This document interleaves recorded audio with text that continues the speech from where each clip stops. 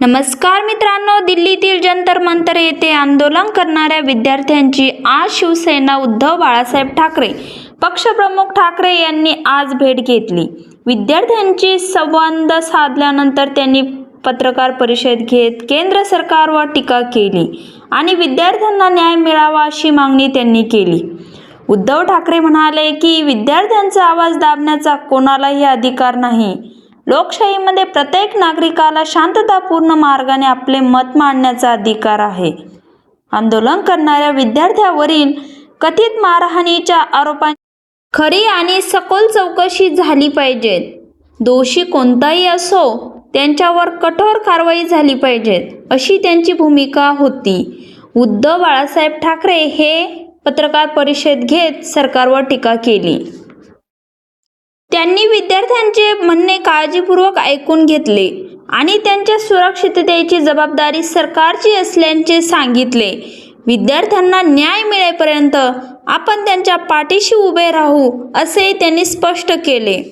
यावेळी उद्धव ठाकरे यांनी केंद्र सरकारवर निशाणा साधत देशात विरोधी मताचा आदर राखला गेला पाहिजे असे मत व्यक्त केले। लोकशाही केवळ निवडणुकापुरती मर्यादित नसून नागरिकांच्या आवाजाचाही तितकाच महत्त्व आहे असे त्यांनी स्पष्टपणे सांगितलेले आहे। जर सरकारने याची दखल घेतली नाही तर आम्ही आंदोलन करू असे सुद्धा उद्धव बाळासाहेब ठाकरे यांनी म्हटलेलं आहे।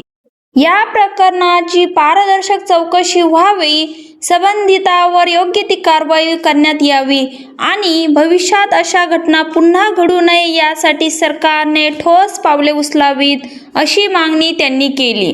दरम्यान या प्रकरणावर राजकीय वातावरण तापले असून विविध पक्षांकडून वेगवेगळ्या प्रतिक्रिया समोर येत आहेत। सरकारकडूनही या प्रकरणावर प्रतिक्रिया येण्याची शक्यता आहे। त्यामुळे या प्रकरणातील पुढील घडामोडीवर सर्वांचे लक्ष लागले आहे। या संपूर्ण प्रकरणाबाबत तुमचे मत काय आहे? विद्यार्थ्यांना न्याय मिळेल असे तुम्हाला वाटते का?